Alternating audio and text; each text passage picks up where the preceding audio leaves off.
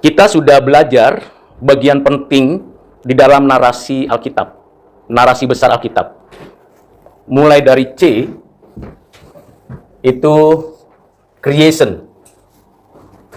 Ini penting. Siapa pencipta kita dan apa saja yang diciptakan oleh Tuhan Allah. Jadi ini berbicara tentang Allah Tritunggal yang menciptakan segala sesuatu dari tidak ada menjadi Allah. Allah yang menciptakan kita, manusia, sebagai gambar rupa Allah. Nah, sebagai gambar rupa Allah, saya ingin mengajak kita lebih banyak memikirkan dua hal. Yang pertama, berkaitan dengan keberadaan gambar rupa Allah secara struktural, dan kedua secara fungsional. Secara struktural berarti kita sebagai gambar rupa Allah memiliki satu keadaan berkaitan dengan pribadi kita. Yang punya pikiran, punya kehendak, punya afeksi, dan berkaitan juga dengan keberadaan kita yang memiliki kebebasan. Ini secara struktural. Kita gambar rupa Allah secara struktural. Jadi pribadi kita masing-masing itu punya pikiran, punya kehendak, punya afeksi. Tidak bisa itu ditiadakan. Kita masing-masing punya itu. Yang kedua, kita secara struktural punya kebebasan. Kebebasan di mana kita dapat memiliki kesempatan atau kemungkinan memutuskan untuk taat kepada Tuhan atau tidak. Kebebasan yang memberikan kepada kita tanggung jawab ketika mengambil keputusan. Ini bagian dari image of God berkaitan dengan struktural. Kalau berkaitan dengan fungsional, maka kita diberikan perintah sebagai penata layan. Penata layan atau stewardship. Penata layan memberikan kepada kita tanggung jawab menata alam semesta, khususnya bumi ini. Kita adalah gambar rupa Allah secara fungsional sebagai penata layan. Tentunya kita juga diberikan kuasa sebagai wakil Tuhan. Jadi wakil Allah. Sehingga kita punya otoritas, kuasa, kekuatan untuk mengelola bumi, mengatur bumi, memelihara bumi. Ini bagian penting dari pemahaman kita tentang image of God di dalam ajaran Alkitab. Ini sudah kita pelajari dalam pemahaman wawasan dunia Kristen kita pada semester yang lalu. Khususnya wawasan dunia Kristen tentang keberadaan Allah dan keberadaan manusia. Kita masuk ke bagian yang berikutnya adalah F, fall, kejatuhan. Pada bagian fall ini, kita tahu bahwa ini bagian yang paling tidak disukai banyak orang. Karena pada bagian ini, kita sadar, kita telah berada di dalam keadaan berdosa. Bagian fall, ini dimulai dari Adam, di mana kita adalah bagian keberadaan Adam. Dan kita menunjukkan diri kita sebagai keberadaan di dalam Adam. In Adam. Apa yang terjadi di dalam Adam, image of God kita secara struktural dan fungsional masih ada. Jadi, image of God-nya ada. Tidak hilang, tidak lenyap, tidak hancur. Ada image of God-nya. Namun, karena di dalam Adam, dan Adam ini berdosa, maka kita dalam posisi keadaan juga bernatur dosa. Sinners, sebagai orang berdosa. image of God-nya tetap ada, tapi sinners sebagai orang berdosa. Karena di dalam Adam. Adam mewakili kita secara federal, dan kita secara partisipatif, pasif, menjadi pelaku kejahatan juga. Ini keberadaan kita di dalam Adam.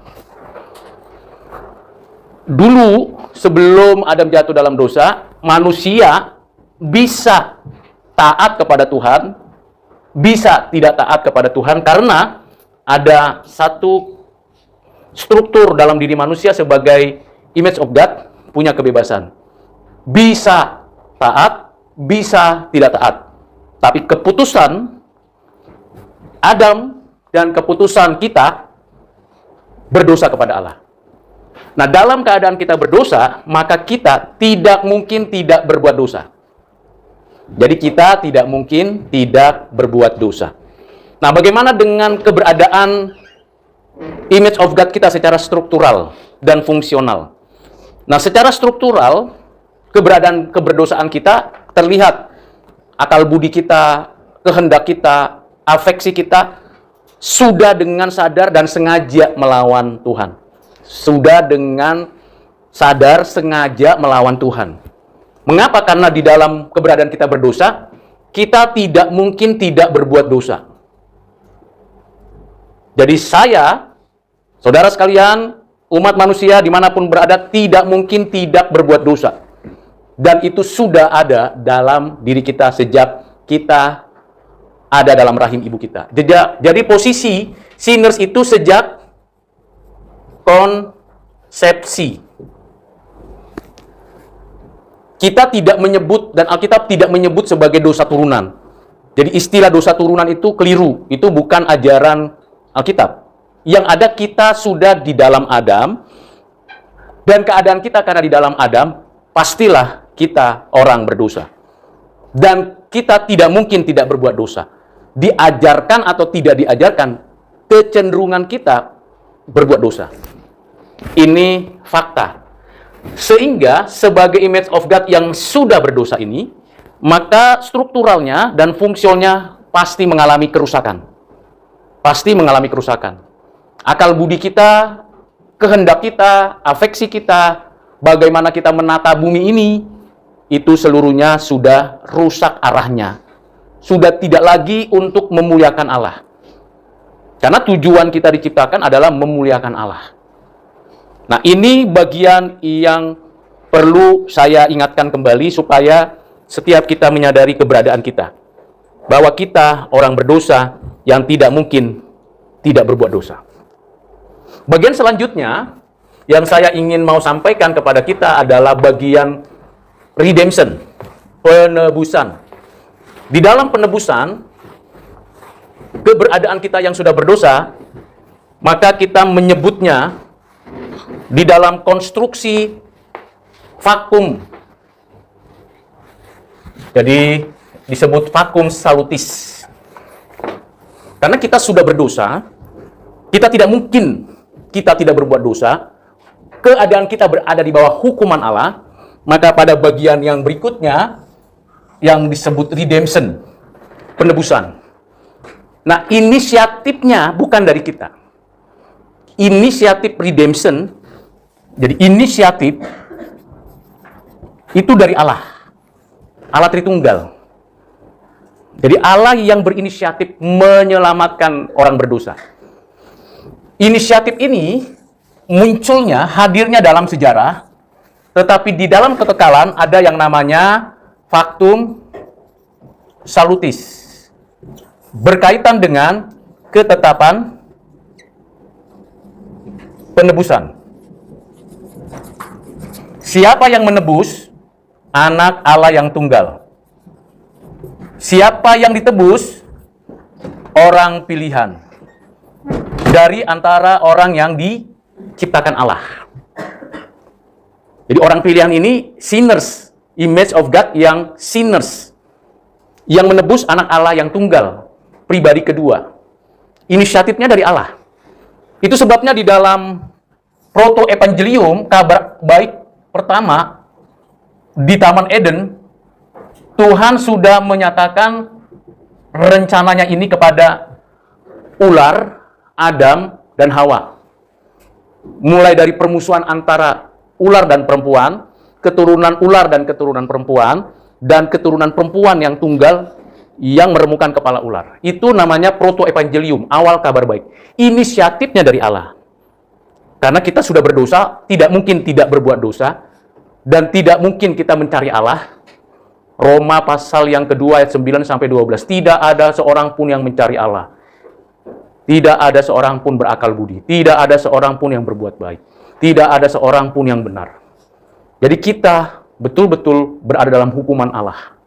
Kita betul-betul sudah tidak ada harapan. Tetapi di sisi lain, kita punya keinginan. Ini namanya paradoks.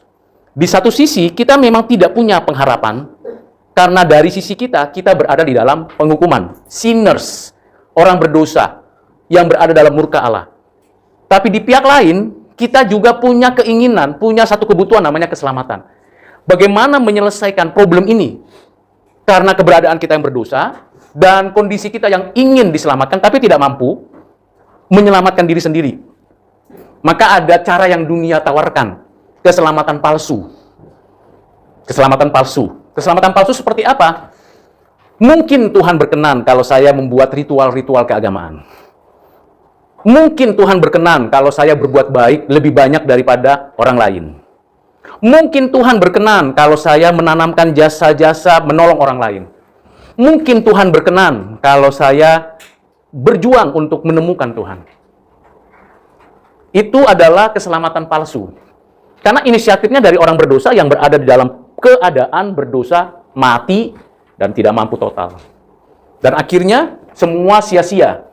Kebaikan kita, perbuatan baik kita, tidak akan pernah sanggup menyelesaikan atau membuat kita keluar bebas dari hukuman Allah. Tidak mungkin. Orang yang dipenjara, berbuat apapun baiknya di penjara, tetap di penjara. Sampai pada waktunya dibebaskan keluar, dinyatakan bebas. Sebaik-baiknya orang yang berada di dalam lapas.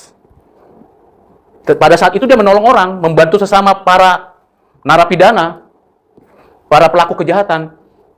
Dia mendoakan orang itu, tetap selama dia ada di situ disebut tetap narapidana terpenjara. Itu ilustrasi yang sederhana sekali. Tidak bisa dia mengatakan, aku orang bebas sekarang. Tidak. Apakah dengan berbuat begitu keputusan hakim terhadap kejahatan orang itu, maka akan mendapatkan kebebasan? Jawabannya tidak. Tetapi ada yang namanya juga perbuatan palsu yang baik itu, berharap ada keringanan sedikit. Maka selalu ada pengumuman menjelang hari raya atau menjelang kemerdekaan, ada pengumuman narapidana ini dikurangi masa tahanannya. Tetapi dalam keadaan kita berdosa, bukan karena kita berbuat baik, lalu menolong orang, menanam jasa, lalu kejahatan kita, hukuman terhadap keberadaan kita yang berdosa berkurang. Tidak pernah. Tetap saja sebuah kondisi yang menyedihkan. Itu sebabnya, di dalam faktum salutis ketetapan penebusan, anak Allah yang tunggal telah ditentukan untuk menebus umat pilihannya. Inisiatifnya datang dari Allah. Tidak berhenti berhubungan dengan proto-evangelium. Inisiatif datang dari Allah juga berkaitan dengan covenant. Covenant beda dengan perjanjian. Kalau perjanjian itu biasanya setara. Saya dengan mahasiswa, sama-sama setara mahasiswa, dan dosen itu sama-sama setara. Setara apa? Sesama manusia. Satu perusahaan kecil dengan perusahaan besar setara buat MOU perjanjian. Antar negara ada perjanjian bilateral, ada perjanjian regional, ada perjanjian unilateral. Macam-macam. Itu karena ada kesetaraan. Perjanjian itu terjadi kalau ada kesetaraan. Tapi covenant itu bukan dilihat dari kesetaraan. Allah yang maha, yang kudus, yang mulia, itu mengadakan perjanjian dengan manusia yang berdosa, yang berada dalam murkanya. Itu namanya covenant. Jadi mesti lihat inisiatif dari Allah. Covenant ini berkaitan dengan hidup dan yang mati. Tapi Allah yang mengadakan itu. Melalui jalan apa misalnya? Dia mengadakan covenant dengan alam semesta ciptaannya melalui Nuh. Disebut covenant alamiah. Aku akan menghapuskan manusia dengan air bah. Tapi aku dengan engkau dan semua yang kau bawa di Batra itu tidak akan terkena hukuman. Ada yang mati dan ada yang tetap hidup. Allah yang berinisiatif. Itu covenant alamiah. Covenant dengan ciptaan. Yang mewakilinya manusia. Karena manusia adalah wakil Tuhan. Apakah Nuh layak menerima itu? Dari sisi Nuh tidak layak. Dari sisi Allah yang menyatakan covenant-nya, dia diperkenan oleh Allah. Sehingga Nuh dan 3 anaknya, Shem, Ham, Yafet, melanjutkan kehidupan kemanusiaan di bumi. Itu covenant. Covenant yang kedua dengan Abraham. Keturunan Shem. Bukan keturunan Ham, bukan keturunan Yafet, tapi keturunan Shem. Dipanggillah Abraham dari Ur Kasdim. Tuhan Allah yang berinisiatif memanggil, memisahkan dari kehidupan lama, menjadikannya seorang diri di tanah perjanjian, lalu menjanjikan kepadanya keturunan. Itu namanya covenant umat pilihan. Jadi melaluinya nanti banyak orang mendapat berkat. Dan bagi mereka yang tidak berada terhisap dalam covenant itu mendapat hukuman. Sehingga kita bisa menyaksikan sendiri mengapa ada orang yang sejaman dengan Abraham tidak beroleh keselamatan. Tuhan telah menentukan sendiri. Bahkan Abraham ketika menyodorkan Eliezer penggantinya untuk meneruskan berkat yang dikaruniakan Tuhan kepadanya, Tuhan menolak. Ketika Abraham menyodorkan Ismail, Tuhan menolak. Karena Tuhan sudah menentukan Ishak. Jelas sekali dalam Alkitab itu. Jadi di sini jelas beda dengan kepercayaan lain. Wawasan dunia Kristen kita, ini mesti disclaimer ya, betul-betul mesti dipahami. Wawasan dunia Kristen kita itu Alkitab, bukan cara pandang dunia. Bukan dari kitab-kitab kepercayaan orang dunia. Sehingga ketika kita bicara Allah berinisiatif menyelenggarakan covenant dengan Abraham, maka melanjutkannya adalah Ishak, Yakub. Kemudian nanti diteguhkan lebih lanjut dengan 2 covenant lain, yaitu dengan covenant dengan umat Allah. Tadi kan pembentukan umat Allah ini dengan Abraham, lalu covenant dengan umat Allah melalui Musa, itu covenant hukum. Covenant umat Allah dengan kerajaan Allah, itu dengan Daud. Jadi covenant-covenant ini inisiatif dari Allah. Dengan Nuh, dengan Abraham, dengan Musa, dan dengan Daud. Seluruh covenant ini. Kemudian kita tahu, karena tadi saya katakan bahwa kita itu, walaupun kita berbuat baik, kita cenderung berbuat dosa. Sinners. Orang-orang yang menerima covenant ini kan disebut sebagai umat Allah. Allah yang menebus mereka. Bapa, Anak, Roh Kudus sudah menebus umatnya di perjanjian lama. Mulai dari siapa? Adam, Habel, dan seterusnya. Jadi seperti itu. Dan diutus juga nabi-nabi untuk menegakkan kembali pengertian covenant ini. Untuk menjelaskan bahwa Tuhan yang memelihara bumi. Tuhan telah menetapkan siapa umatnya. Tuhan telah memberikan hukumnya. Dan Tuhan telah menegakkan kerajaannya. Tetapi kenyataannya, walaupun sudah mengalami penebusan seperti itu, manusia masih mungkin berdosa. Ini redemption. Saya, kalian, kita semua sudah ditebus Kristus. Tapi masih mungkin berdosa. Keadaan kita bukan sinners lagi. Keadaan umat Allah bukan sinners lagi. Tapi sebagai orang benar. Ini yang disebut umat Allah, orang benar. Orang benar masih mungkin berbuat dosa. Abraham berbohong berapa kali? Musa pernah kesel sama umat Allah yang sukanya ngeluh. Daud berzina.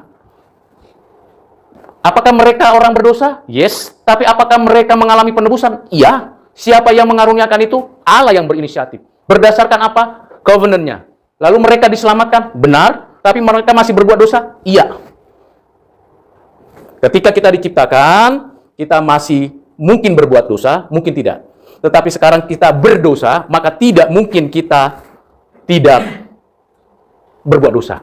Sekarang kita mengalami penebusan, kita orang benar yang masih mungkin berbuat dosa, tetapi punya kapasitas. Punya kapasitas. Apa kapasitasnya? Orang yang percaya sama Tuhan. Pertama, relasinya diubah. Relasinya dipulihkan. Kita bisa datang kepada Allah. Kalau orang berdosa, membelakangi Allah. Kita datang kepada Allah, ditarik dengan cinta kasih-Nya. Digerakkan dengan kekuatan rohnya. Dikasih karunia, lalu kita bisa berelasi. Kita bisa memuji Tuhan, kita bisa menyanyi, kita bisa beribadah, kita bisa berbuat baik. Itu karena kita dipulihkan relasinya. Yang kedua, punya kapasitas yang disebut moral. Moralitas kita diperbaharui secara progresif. Nggak cepat-cepat, tapi progresif. Daud ketika ditegur Nabi Nathan bagaimana? Bukan marah-marah dia. Dia mengaku memang aku berdosa. Menyesali dan bertobat. Ketika Musa dikatakan oleh Tuhan, kamu tidak bisa masuk ke tanah perjanjian. Kamu tengok-tengok aja dari gunung Pisga. Tanah perjanjian itu. Musa nggak bilang, wah gimana sih ini? Janjinya dulu, ya kan kamu sudah berdosa. Tidak taat. Tapi pada waktu transfigurasi Tuhan Yesus di atas gunung, ada kehadiran Musa di situ. Ada kehadiran Nabi Elia di situ. Berarti secara rohani Musa sudah ada di tanah perjanjian. Itu karena anugerah. Dan moralitas kita juga diubah Tuhan. Jadi umat Tuhan yang mengalami penebusan ada kapasitas untuk berbuat baik, untuk menunjukkan Tuhan sudah mengasihi saya. Jadi bukan perbuatan baik palsu, tapi perbuatan baik dengan rasa syukur. Jadi kalau saya dan kita sekalian berbuat baik, itu perbuatan baik dengan rasa syukur kepada Allah. Kalau kita melaksanakan pengabdian kepada masyarakat, belajar di kelas, ikuti studi, IPK-nya 3,5, 3,6, itu perbuatan baik dengan rasa syukur kepada Allah. Bukan hanya moralitas kita yang mengalami perbaikan, tetapi juga fungsional kita juga mengalami pembaharuan. Kita sadar betul bahwa seharusnya kita mengelola bumi.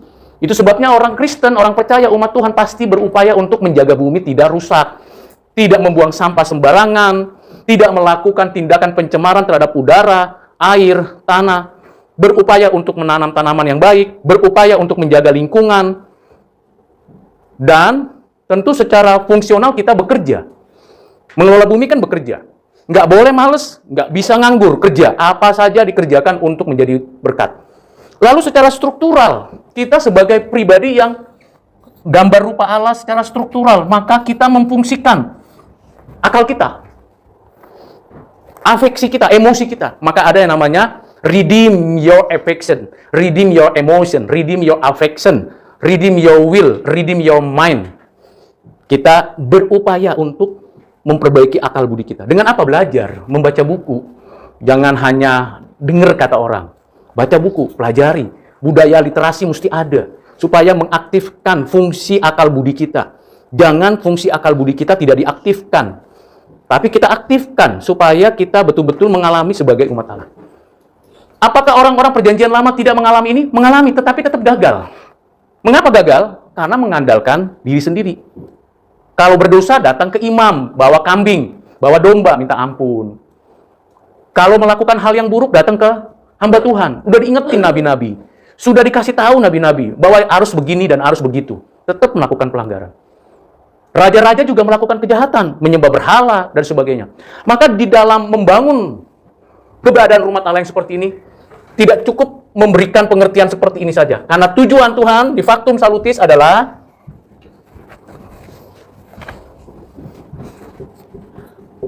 Kristus. Anak Allah yang dari semula sudah ditentukan, itu inkarnasi. Siapa dia? Anak Allah yang tunggal. Berdasarkan apa? Ketetapan Allah. Factum Salutis. Untuk siapa? Untuk umat pilihannya, menebus. Bagaimana caranya? Tentu kita sudah belajar dari 4 Injil. Cara yang paling ditentukan oleh Tuhan untuk menyatakan ini adalah inkarnasi, lahir, kemudian hidup, menaati firman Tuhan. Salah satu hal yang paling perlu dipahami adalah ketika umur 8 hari disunat, Ketika umur 12 tahun dibawa ke bait Allah untuk diuji. Tetapi antara umur 12 tahun sampai 18 tahun, Kristus yang inkarnasi itu tidak mengerjakan apa-apa kecuali apa? Menghormati orang tuanya. Dia ikut mengerjakan, dia bertanggung jawab. Sebagai anak di tengah-tengah keluarga Yusuf dan Maria, Yesus mengabdi kepada orang tuanya. Luar biasa. Jadi jangan cepat-cepat langsung memisahkan diri untuk mandiri. Walaupun sudah punya kapasitas. Buktinya apa? Waktu Yesus tertinggal dan sengaja Yesus memisahkan diri dengan rombongan Yusuf Maria waktu usia 12 tahun itu. 3 hari dia ada di bait Allah. Belajar dari para ahli Taurat. Siapa yang kasih makan? Kok bisa dia 3 hari enggak? Apakah tidak tidur? Apakah tidak makan? Apakah tidak berpakaian? Pasti dia sudah mempersiapkannya. Dia sudah mandiri usia 12 tahun. Hebat. Anak manusia yang punya kemandirian sejak usia 12 tahun. Tetapi setelah selesai belajarnya di bait Allah bersama dengan ahli Taurat, apa yang dilakukan Tuhan Yesus? Dia ikut lagi. Dan 18 tahun dia menunggu baru pelayanan. Apakah dia tidak mampu untuk langsung pelayanan? Mampu. Apakah dia tidak punya kapasitas umur 12 tahun untuk melayani? Punya. Tetapi Yesus tidak lakukan itu untuk menghormati orang tua. Hebat ya? Belajar dari Tuhan Yesus. Jadi kalau saya merasa gagal, belum sepenuhnya seperti apa yang dilakukan oleh Tuhan Yesus. Bayangkan di 18 tahun mengabdi kepada orang tua. Baru dia mulai pelayanan sendiri kemana-mana. Orang tua nggak ikut kan? Yusuf Maria nggak ikut kan? Karena 18 tahun cukup untuk menunjukkan penghormatan dia kepada orang tua. Karena hukum ke Tuhan kelima apa? Hormatilah ayah ibumu, supaya panjang umurmu. Ini pembelajaran loh. Jadi Yesus Kristus sudah memberikan contoh. Jangan cepat-cepat mau pisah dari orang tua sebelum Anda dan saya mandiri. Sebelum betul-betul Anda dan saya berbagian dalam kehidupan orang tuamu. Orang tua tidak menuntut. Orang tua pasti memberi tanggung jawab untuk memelihara anak-anaknya. Tapi anak-anak harus mempunyai tanggung jawab. Berapa tahun sudah Anda bisa mandiri? Masih seperti ini saja? Kapan mandirinya? Saya katakan saya gagal untuk itu. Walaupun sejak kuliah, semester 2, saya sudah mencari uang sendiri. Untuk membiayai tempat tinggal, kos, dan juga untuk makan tambahan. Bahkan untuk penelitian. Sampai saya menikah, biaya sendiri. Tidak ada dibantu.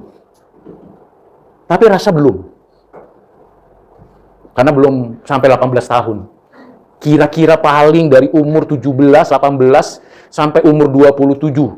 Kira-kira 10 tahun baru. Betul-betul masih berada di bawah orang tua. Setelah umur 27 menikah. Sudah mandiri, sudah terpisah, keluarga baru. Tapi antara umur 17, saya kuliah umur 17, semester 1, lalu sampai umur 27 sebelum menikah, baru 10 tahun. Dan 10 tahun pun belum betul-betul mandiri mempersiapkan penghormatan saya kepada orang tua. Yesus tidak. 18 tahun. Mau contoh Tuhan Yesus? Siapa yang bisa contoh Tuhan Yesus? Kita gagal semua. Nggak tahu kalau kalian sudah oke. Saya gagal. Tapi saya bersyukur belajar lagi dari Alkitab. 4 Injil. Tidak berhenti di situ. Setelah Yesus menaati firman Tuhan dengan beragam waktu yang begitu panjang, dia mulai pelayanan. Bertobatlah sebab kerajaan Allah sudah dekat. Tidak cukup di situ. Tuhan Yesus apa? Ikut dibaptis. Padahal dia harusnya membaptis. Ikut puasa 40 hari 40 malam. Dicobai oleh iblis, semua dilewati dengan sempurna. Mulai pelayanan. Bertobatlah sebab kerajaan Allah sudah dekat. Yesus melakukan itu. Dan dalam pelayanan dia mengalami penderitaan. Dihina, anak tukang kayu lah. Karena anak tukang kayu waktu itu jauh lebih hina daripada seorang gembala. Dan apalagi dia keturunan Daud, tapi tinggalnya di Nazaret. Keturunan Daud harus tinggalnya di mana harusnya? Di Yerusalem, Bethlehem. Tapi dia keturunan Daud tinggalnya di Nazaret. Di perantauannya, di paling ujung perbatasan sana. Wajar. Bahkan ada yang mengatakan, nggak mungkin lah Nabi dari Nazaret. Ya memang nggak mungkin. Nabi itu rata-rata dari mana? Dari Yerusalem. Dari selatan. Bukan dari utara. Bahkan Yesus dikatakan orang gila ini. Atau kerasukan setan ini. Bahkan dianggap melawan hukum Taurat. Padahal tidak demikian. Apakah Yesus marah? Enggak. Ketika dibully, dihina papa mamanya? Tidak. Dia terus mengajarkan tentang kerajaan Allah. Menghadirkan shalom. Untuk itu saya juga belajar. Saya gagal. Banyak gagal saya. Tidak banyak saya menghadirkan shalom. Kadang-kadang terlalu menghadirkan keadilan Tuhan, tapi shalomnya jarang. Belajar untuk menghadirkan shalom kerajaan Allah. Walaupun menderita. Kadang kita dibully ya, dihina, langsung marah. Tuhan Yesus tidak. Tetap melayani. Orang lumpuh berjalan, orang buta melihat, orang tuli mendengar. Yang mati dihidupkan kembali. Pelayanan Yesus super sempurna. Tidak ada nabi yang seperti itu. Nggak ada rasul seperti itu. Nggak ada pendiri agama seperti itu. Untuk apa? Ini. Supaya umat Allah punya relasi dengan Tuhan kembali. Supaya moralitasnya baik dan benar. Supaya fungsi-fungsi penata layanannya sesuai untuk kemuliaan Tuhan. Supaya struktur image of God-nya kembali. Seperti itu. Jadi, tidak hanya itu. Dia mati dan bangkit. Dia naik dan duduk di sebelah kanan Allah Bapa. Dia akan datang kembali. Ini rangkaian inisiatif dari Allah berdasarkan ini, factum salutis. Menebus umatnya. Dan melalui kita menebus ini. Tuhan dengan kuasa Roh Kudusnya memberikan kepada kita. Kita mengalami penebusan dalam hal ini, lalu kita bisa mengerjakan. Tidak ada yang seperti itu. Nah, kalau kita membaca 4 Injil, maka kita akan menemukan dua natur, bukan dua pribadi ya, dua naturnya Kristus. Pada mulanya adalah firman, firman itu bersama-sama dengan Allah, dan firman itu adalah Allah. Logos, NRK logos. Pada mulanya adalah firman. Itu roh adanya. Firman itu roh adanya. Nah, firman itu menjadi manusia. Ini dua natur langsung. Kristus, naturnya anak Allah, dan naturnya manusia. Kapan natur manusianya? Sejak inkarnasi. Dan selamanya ada. Saya ulangi ya, natur manusianya sejak inkarnasi dan selamanya ada. Tapi natur anak Allahnya dari kekal sampai kekal. Kedua natur ini pada pribadi Yesus tidak bercampur. Saya ulangi, tidak bercampur. Oke. Berinteraksi, tetapi tidak menggantikan posisi yang satu ke posisi yang berikutnya. Dua natur ini. Itu sebabnya kita tidak mudah untuk memahami ketika Tuhan Yesus menyembuhkan orang yang buta. Ini kuasa Tuhan Yesus atau perbuatan aktifnya Tuhan Yesus sebagai manusia? Jawaban kita, kedua natur itu berkarya. Ketika Yesus di atas kayu salib, kematiannya, kematian apa? Pribadinya. Dua natur itu mengalami kematian. Nah, ini menjadi sulit kan? Dua natur itu mengalami kematian. Kematian di dalam Alkitab artinya apa? Terpisah. Itu sebabnya Tuhan mengatakan di atas kayu salib apa? Eloi, Eloi lama sabachthani. Allahku, Allahku, mengapa engkau meninggalkan aku? Aku ditinggalkan olehmu. Itu keterpisahan antara anak dengan bapa. Tapi di sisi lain, dalam natur kemanusiaannya, dia menyerahkan nyawanya. Jadi dalam dua natur ini tidak terpisah, dapat dibedakan, tapi tidak bercampur. Dan itu ada di dalam konsili pengakuan iman Kalkedon. Pengakuan iman Kalkedon itu memberikan gambaran tentang dua natur itu. Dua natur Yesus Kristus. Jadi ini sangat krusial sekali. Ya, sangat krusial sekali. Jadi ini tidak pernah ada diajarkan di mana? Di dalam perjanjian lama belum pernah secara langsung tertulis dijelaskan. Di dalam perjanjian baru dijelaskan di dalam 4 Injil. Tapi dalam bentuk narasi. Inilah anak Abraham, anak Daud, dan seterusnya sampai kelahiran Yesus. Dikandung dari Roh Kudus dalam rahim Maria. Itu kemanusiaan. Tetapi kalau kita baca Injil Yohanes, pada mulanya adalah firman, firman itu bersama dengan Allah. Sebenarnya yang mana yang benar? Kan begitu kalau orang membacanya. Injil Matius atau Injil Yohanes? Dua-duanya benar. Yang satu menjelaskan keilahian Yesus, pada mulanya adalah firman, firman itu bersama dengan Allah, dan firman itu adalah Allah. Tapi juga di dalam Injil Matius dijelaskan bahwa Yesus anak Allah itu melalui karya Roh Kudus, benih ilahi itu ditanamkan di rahim Maria, dan Maria mengandung dari Roh Kudus dan dilahirkan. Jadi dua natur itu tidak terpisah, tidak bercampur seperti kopi, susu, dan air, dan gula, tidak juga saling posisinya ganti-gantian, dapat dibedakan. Tapi kita, ketika membaca kisah-kisah dalam 4 Injil, kita agak mengherankan. Susah, kecuali kalian, kita, saudara sekalian, mahasiswa, meminta Roh Kudus bekerja, mengertinya. Oke. Nah, istilah Alkitab yang perlu kita pahami, dalam keadaannya keilahiannya, ini dia tetap mulia. Dia tidak pernah tidak mulia. Tetapi ketika dia inkarnasi, maka pribadinya mengalami yang disebut kehinaan. Jadi kehinaan itu mulai dari titik inkarnasi sampai titik kematian. Itu namanya perendahan atau kehinaan. Anak Allah menjadi manusia itu kehinaan. Pencipta menjadi ciptaan, bahkan mau menjadi budak. Itu namanya kehinaan. Keadaan kehinaan. Tetapi ketika kita berbicara tentang keberadaan kemuliaannya sebagaimana manusia, itu dari kebangkitan sampai datang kembali. Ini keadaan mulia. Jadi kemanusiaannya dibangkitkan oleh Allah Bapa, dibangkitkan oleh Roh Kudus. Lalu kemanusiaannya mulia. Maka nanti datang dia kembali dalam kemuliaannya. Dalam kemuliaan apa? Kemanusiaannya. Dan kalau dalam keilahiannya selama-lamanya mulia. Sekali lagi, saya mengingatkan bahwa hanya dalam kisah Alkitab, dalam 4 Injil, kisah penjelasan ini. Tidak boleh cari yang lain. Cara pandang kita dari Alkitab mengenal Kristus. Lalu dalam pelayanannya. Sekarang masuk ke dalam pelayanannya. Siapa Kristus? Kristus itu artinya Mesias. Nah, kalau kita bicara Kristus itu adalah Mesias, di dalam menjalankan apa yang Tuhan kehendaki ini, kalau di sini Nuh mewakili siapa? Ciptaan. Abraham mewakili siapa? Mewakili orang pilihan. Musa mewakili siapa? Mewakili umat Allah. Daud mewakili siapa? Daud mewakili kerajaan Allah. Oke, mewakili kerajaan Allah di mana dia menegakkan keadilan. Tetapi yang mewakili Allah ansih pada dirinya siapa? Yesus. Maka di dalam Injil Matius pasal 16 ayat 16 dikatakan, engkau adalah Mesias anak Allah.